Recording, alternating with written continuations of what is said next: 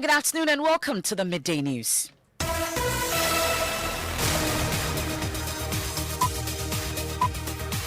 The news is live on Joy 99.7 FM here in Accra. In Kumasi, we're live on Love 99.5 FM and affiliates across the 16 regions of Ghana, including Radio Freed in Nandom, Radio Justice in Tamale, and A1 Radio in Bogatanga. We're also live on Facebook, and you can download the My Joy Online app from Play Store and App Store to listen live around the world in this edition.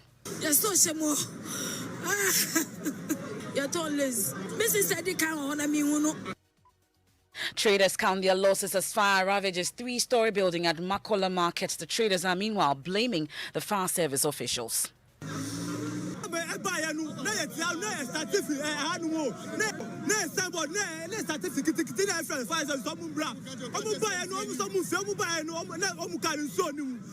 are working on the street just like that. We'll get the very latest on this as military and police personnel join the firefighters to douse the over 3-hour raging inferno. Also, Joy News investigations uncover illegal entry into Ghana through unapproved routes at the Aflao border, all aided by immigration officials who demand bribes from travelers. He's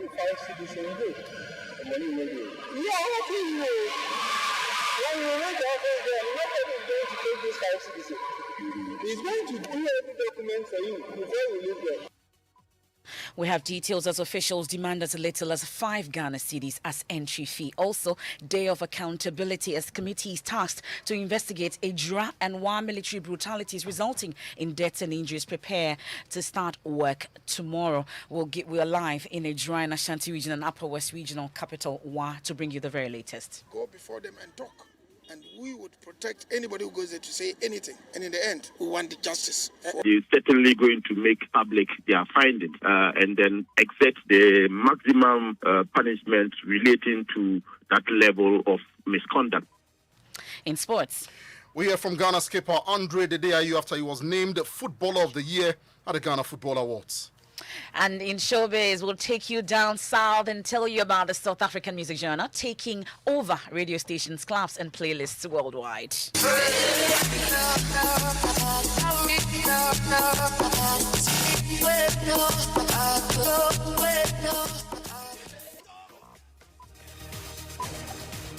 We have more on Amapiano and dance trends it has inspired. It is not to be missed. Stay with us for details. That and more on the Midday News with me, Emefa Apao.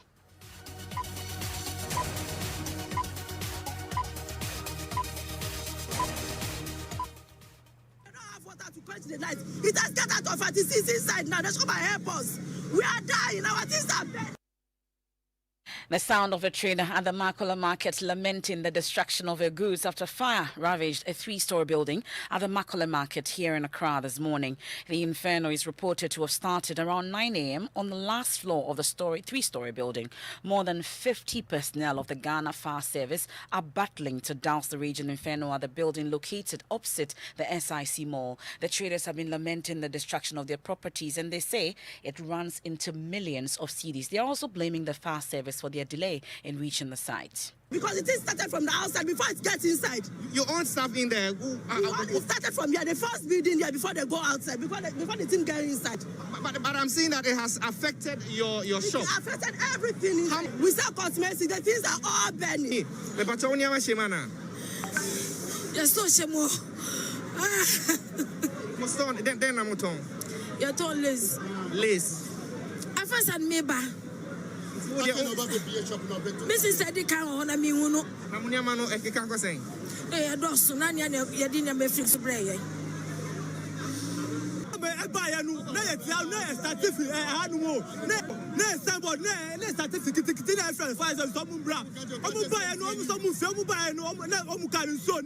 Always they are working on the street just like that. So you want to tell us that you have this thing there without water inside? That's a trader there at the Makola Market. My colleague Manuel Cranting has been on the ground since this fire broke out. He joins us with the very latest. Manuel, what's the situation now, as you can see? So, MFR, currently I see personnel of the Ghana National Fire Service now breach the rear of the building and have access into it. I see about 3 officers now in the building dragging the water hoses to be able to fight the water at a really close proximity. That has been the problem since they arrived here, because the fire really was blazing, and they had to use a turntable ladder to get unimpeded access to the building. But from what we know, do we know from initial investigations as what is actually the cause of the outbreak? Well, we've been told by the fire service to hold on to that. What we have learned on the ground is that the fire started as a little spark. And if you know the Makola Street very well, now there is a fire service station just about 250 meters away from the building that is currently in flames. We're told by some of the eyewitnesses that they attempted to go there. When they got there, they were told that the fire tenders did not have water. This was indeed confirmed to me by the mayor of Accra, Mohamed Midday, who said that they have a challenge based on his preliminary assessment on the ground and a conversation with the fire service officials. There's a challenge with access to water, and that's what the delay in dousing the flames. But you can see the number of fire tenders here. At any point in time, you can see more than 5 fire tenders here. That tells you that we are not short of equipment and the personnel to fight it. But I think that water has become an issue, and deal with that. Access to water, that's the initial briefing that you've got. Access to water for the tenders was a challenge. Yeah, so they have to go far. They have to go to Circle, Kaleshi, to fetch water and come back, all the time. So this is the central business district. Shouldn't we be having water hydrants? We do have water hydrants, but we don't have enough water. That's the problem. There's water hydrant all over, But there's not much water in them. Yeah. And that's been a challenge. Yeah. That's the mayor of Accra, Mohamed Niaji. So now, Manuel, you also got to interact with the fire service. The traders have been accusing them for not doing much about the situation. What have they been saying too? Well, DO1 Ellis Robinson, who speaks for the fire service, has been saying that they had an issue with access to water, and just as was confirmed by the mayor of Accra. But he says about 7 fire tenders, and as we speak now, the 8th fire tender is discharging into the inferno. He's however assuring that the fire will not extend to other adjoining buildings. You can listen to him. We are checking the spread of the fire from getting to the adjoining buildings. Okay. That is why I told you to wait. Let us finish fighting the fire. Then we can give you and explain things to you. You understand me? It has been going on for the past 1 hour. How many fire tenders have we used, for instance? 7 fire tenders. 7 fire tenders, and so the 7th one is currently discharging. And I see them using the turntable ladder to get a better access. We're told that the building used to house really combustible materials like hair products and so on. Will this really be able to deal with it? We are still managing it. You see, the place is very congested. We have to struggle with even human onlookers. You understand me?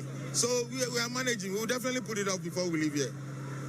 Is it getting out of hand? Because we're here for more than an hour. It is not getting out of hand. Okay. As you can see, our tenders contain 3,000 to 4,000 gallons of water. And by 8 minutes, the water gets finished. Okay. So you see them moving to and fro to ensure that there's water. Okay. Yes. So just allow us, and then we'll get back to you.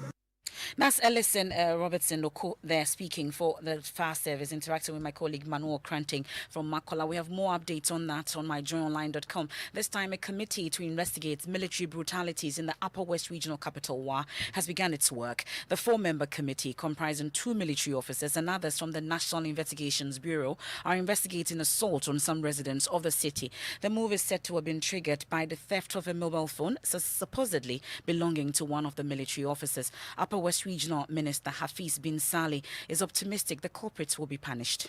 I believe strongly that it is after they have finished their investigation that they will present it to the military high command for the culprits to be dealt with. From the information I have, 3 individuals went to the municipal hospital for medical attention. 2 of them were catered for and then discharged. While the 3rd person, Gafaru Mahama, he had a fracture on his right thigh. He was operated upon and he's currently responding to treatment. I have visited him twice since the operation, and after that I went to his family to commiserate with them. and then to indicate to them that the military high command has indicated that they will take care of all his bills. But this committee, briefly, that you told us about, do they have some timelines in terms of when they are supposed to complete their investigations? No, that has not been indicated to me. It's being carried out by the military high command. They have not indicated to me when they will cease with the investigation.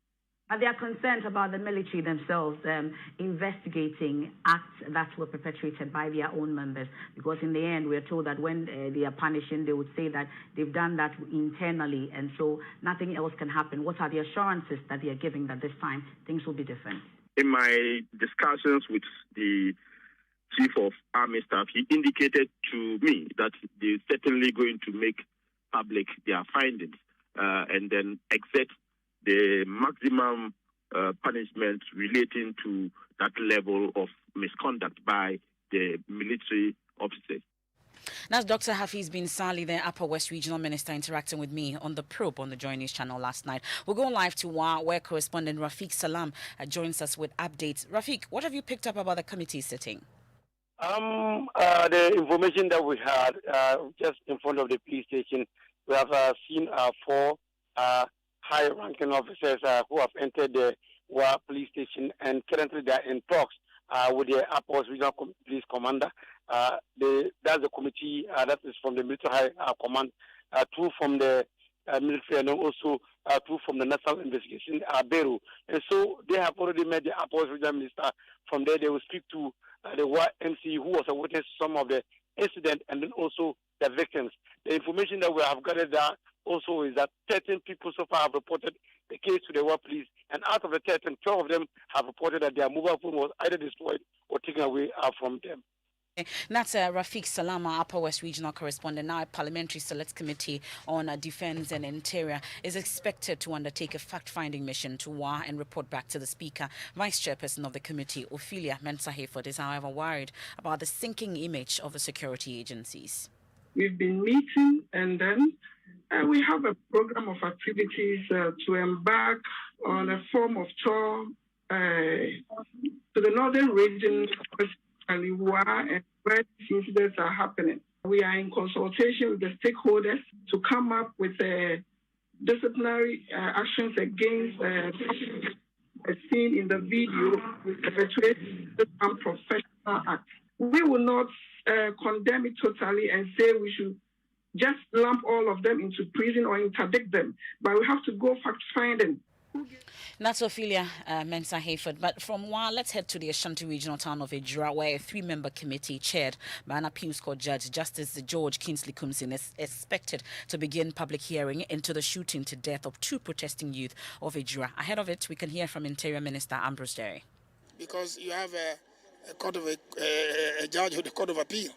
You have Vladimir Anchidanso, who is known in this country as one of the best security experts, and you have this lady who is in there, who is CSO. There's no police there, there's no military there, so why should anybody feel afraid? Go before them and talk, and we would protect anybody who goes there to say anything, and in the end we want the justice. Can you confirm that the 3rd person who has been arrested is also related to Kaka? Well, you saw Kaka's mother, and when we got to the house, they said that the woman has 3 children. One is dead, which is Kaka. One has been arrested. And the 3rd one is taken ill, which they believe is connected to the fact that the Kaka's brother has been arrested. That's Interior Minister Ambrose Derry. My colleague Love FM's Erastus Asari Donko is at the hearing. She joins us on the line. Erastus, what has come up so far? Well, so the hearing will start tomorrow, it will be held 10 a.m. From the Prempeh Assembly Hall in Kumasi, but currently the team is heading towards Ejura to meet with traditional rulers and religious bodies and visit certain areas before the sitting begins starting tomorrow morning. Well, you've been finding out the terms of reference of this committee. So beyond the killing of the 2 protesters, what else are they looking into? Well, so I understand that they will be inviting key personalities, eyewitnesses, those who witnessed the incident, the members of the citizenry there at the JRA. I understand that our team will also be invited before the committee to give account of what happened. And so, aside that, they will also be on the ground to check a few things for themselves. We are not privy to the full terms of reference, but in due course, we'll be able to fill our listeners with it. Thank you very much, Irasa Sasari Donko. Now, in a related development, there's chaos in the Ashanti regional town of Intonso as Zongo youth clash with some town folks. Ohiming Teria is monitoring the situation. He joins us with details. Ohiming, what triggered this clash? Yes, MFR, we are told patrons of a popular sport here called Not Easy are people who patronize the sport, and after patronizing the sport, the ransacked shop and then homes of individuals. So some members of the community were angered, thinking that their counterparts in the Zongos were the people behind the attack, because according to them, when the attackers came, they were speaking Hausa, and so they thought that the attacks were perpetrated by their colleagues in the Zongo. So this morning, the youth massed up and started attacking Zongo establishments, including shops. And so there were some sort of reprisal attacks in that regard. By swift intervention by the police team, averted what could have been a catastrophe. Police had to fire tear gas, warning shots to disperse the crowd here. I have been speaking to Municipal Chief Executive of RPGs, Nana Osebo, who is happy calm has been restored. I'm told that there's a bar here, and they operated in the night. So when they cruised this morning, they started vandalizing whatever they saw, hitting some kiosks and whatever they see. They attacked some people from their homes and a lot of things. So we came here, and then they started making some arrests. So we invited the police from the Municipal Police Command, the Divisional Police Command, and from the region, reinforcement to come and support us.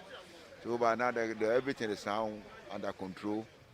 That's Nano Sebonsu, the Kwabre MC there, interacting with my colleague Ohiming Teria from the Ashanti region. I'll take you straight to the Volta region, where Joy News investigations have uncovered how some officials of the Ghana Immigration Service demand monies to allow illegal entry into the country through routes unapproved near the Aflao border. The officers were filmed on camera receiving various sums of money from the travelers on these routes. This is in spite of President Akufo-Addo's announcement of a closure of land borders to limit the spread of COVID-19. Joy News Kwete Nate reports that his team was never subjected to the regular checks when entering the country through these routes. Here's his report read to you. As part of government's effort to limit the spread of COVID-19, President Akufo-Addo announced the closure of the country's land borders. This closure forced a lot of traders to use unapproved routes along the already porous borders. So the Joy News investigative team went to Aflao to check how travelers and traders are able to cross the borders, which are supposed to be closed. Here at Aflao, I meet this commercial motor operator. I decide to call him Peter. He's been riding this bike in this town and carrying passengers across the border for many years. Now, with this official closure of the border, he still rides to Togo and returns with passengers every day. Because people it's collect money for people. How much do they collect? 10 cities. Togo side 10 cities. Ghana side too. Ghana side 10 cities. Maybe his point is just a claim, so I decided to verify. He's given me a ride from Ghana to Togo. We meet this official of the Ghana Immigration Service at one of the unapproved routes. Where are you coming from? Is it Togo? You are coming from Togo. Are you a Ghanaian Togolese? He's demanding 5 Ghana cedis to allow us use the unapproved route into Ghana. We pay him and he allows the investigative team entry.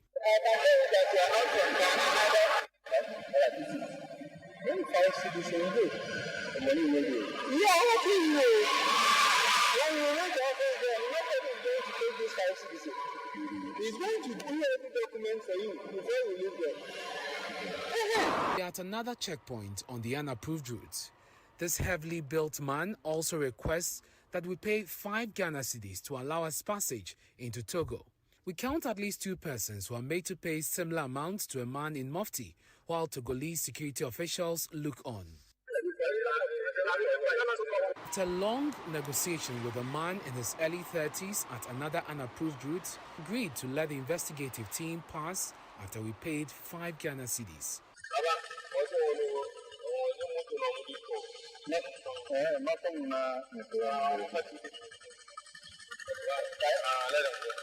After crossing into Togo, we meet a man in his late 40s. He demands the team pays 5 Ghana cedis in order to allow us entry into Togo. He rejects a 2 Ghana cedi offer on the basis that the money will depreciate when changed into CFA franc.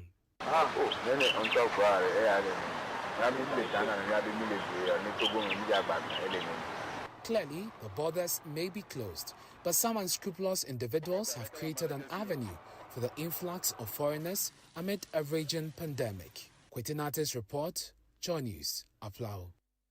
Now, head of Ghana Immigration Service Public Affairs Unit Superintendent Michael Amwakwata said they will probe the evidence and punish errant officers if found culpable. We are up to it, and we'll see what that video holds and the actions that will be taken to forestall such occurrences in the future. Otherwise, there are measures in place to motivate officers, to encourage them to have the nation at heart. Well, that's Superintendent Amwakwata there. And we'll take a quick break here on the Midday News. But first, our top stories. Traders count their losses as fire ravages 3-story building at Makola Market. The traders are meanwhile blaming fire service officials for this. We've been hearing from the mayor of Accra, Mohamed Ni Ajesoa. And then when we return, we have sports. And then in showbiz, we'll take you down south and tell you about the South African music genre taking over radio stations, clubs, and playlists worldwide.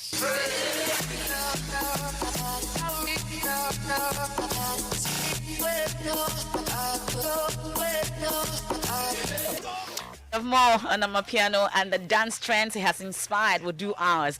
Not to be missed. Please stay.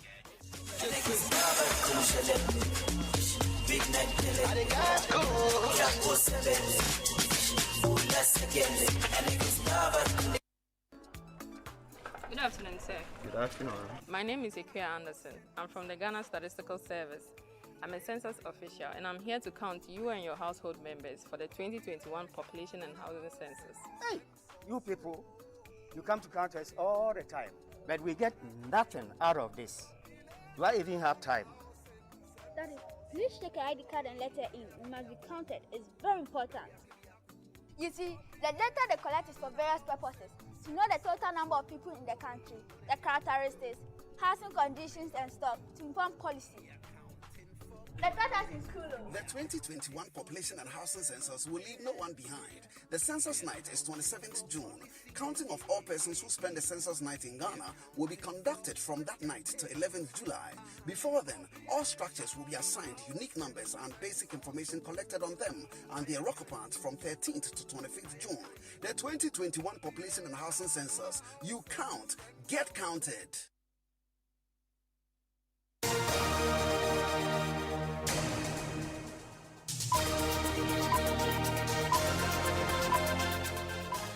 Thanks for staying with us here on the Midday News. Time for sports. Hans Mensando. Hello, MFA. And Hello. the Ghana skipper, Andre Dedeayu, says being named Player of the Year at the Ghana Football Awards is testament to the work he put in at Swansea in the past season, but it also places a responsibility on him to ensure Ghana wins the next AFCON. It's been a difficult season, not just football-wise, but in the world with this COVID-19, etc. So being able to stay strong mentally and do what I had to do on the field today, getting this is a good sign of hard work, and I need to continue because there is much more to do. Well, it means that, I can't hide behind the fact that the nation and my colleagues and the Ghana football fans, have a lot of hopes in me and believe a lot in me to do something to make sure we qualify for the World Cup and try and bring a trophy home. I can't hide from that, so I'm taking it with a lot of humbleness and a lot of responsibilities, but I believe that I've grown enough in the game to take that weight, and I'm going to keep working hard and make sure that I make the nation proud. So that's Black Stars keeper Andre Dede, who was also on the Super Morning Show this morning and reiterated that part about the responsibility of winning the next African Cup of Nations. So, he so deserves it. Yeah, Congratulations, Dede. Now, immunologist Dr. Yao Bediako says the highly infectious Delta variant of COVID-19 may be in many more communities than has been detected so far. The Ghana Health Service on Sunday confirmed the spread of the variant after sequencing of samples obtained from some 135 students of Achimota School who tested positive for COVID-19. Director General of the service, Dr. Patrick Kumabwaje, says the country is currently recording an average of 80 cases a day. Currently, there's a gradual increase in the active cases over the past 3 weeks. The average daily case count is about 80 cases per day, and if you look at previously, we were reporting 30, 40, and 24 thereabout, and so that means that there's some slight edge in it. But this is a result of some pockets of outbreaks reported in Ashanti, Ahafo, and Greater Accra. These involve health facilities, some working places, and the schools, the school particularly. We can now hear from Dr. Yao Bediako, who wants urgent enforcement of COVID protocols. We are likely only seeing a tip of the iceberg. We have to remember that our sequencing throughput is still very low. So we are not sequencing every positive sample that is detected. And our testing, I know that now with the Achimota outbreak, the Ghana Health Service has begun to institute a bit more mass testing in that school.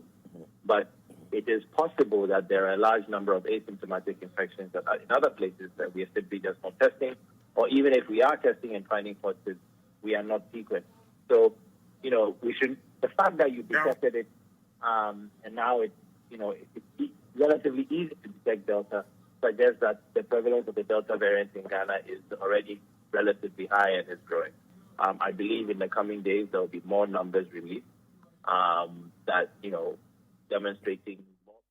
That's Dr. Yao Bediako. Now, the full cost of the surgery for the Bansa twins' bone conjoiner at the head is to be borne by the Office of the President. This was announced by the Chief of Staff, Remose Opare, when she paid a visit to the twins and their family at the Greater Accra Regional Hospital this morning. Well, Kojo Yankson, host of the Super Morning Show, he's been leading this, and, well, good news. Tell us more about it. Yes, the family is extremely excited to hear the presidency announced that they will be paying for the equipment and the consumables that will go into this 12 to 18 month long procedure to separate the Bansa twins.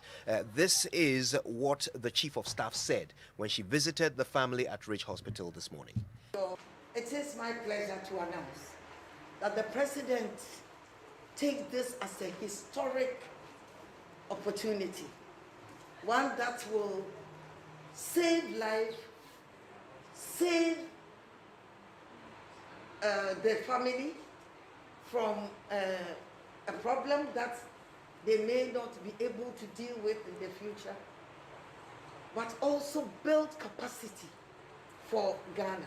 And therefore, it is my pleasure to announce that the President has said all related costs, all the costs of this exercise, the state is willing to take over and is ready to take over the cost. So that's Remose Opare, Chief of Staff. Kojo, then what happens to our campaign?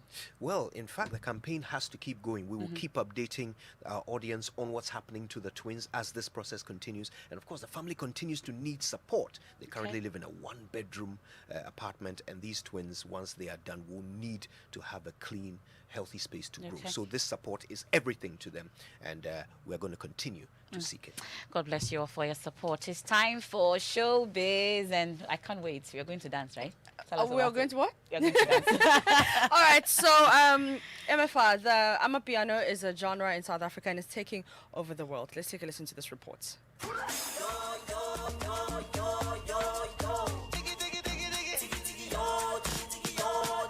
What high life is to Ghana and Afrobeats is to Nigeria, that's what Amapiano is to South Africa in the new age.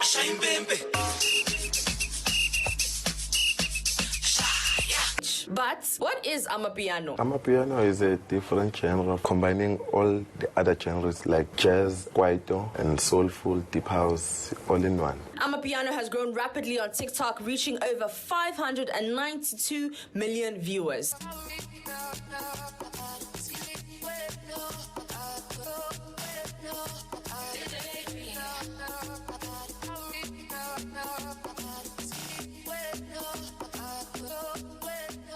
So you can follow Joy Entertainment on TikTok. We'll be doing the dance. Mapito is doing the dance. You're leading the team. I'm doing right? what? That dance. Please, I beg.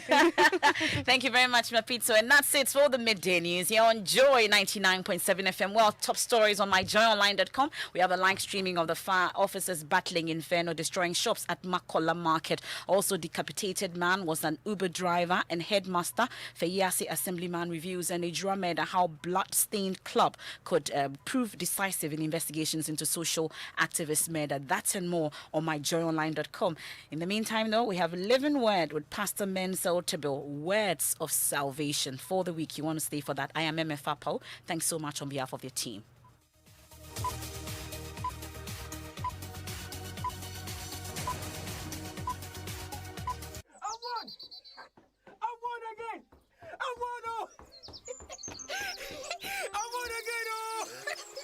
This MTN spin the wheel. It is simple. Yeah, top up your airtime. Text spin to 5040 and win your prize. Simple. And you can win up to 30,000 Ghana cedis every month.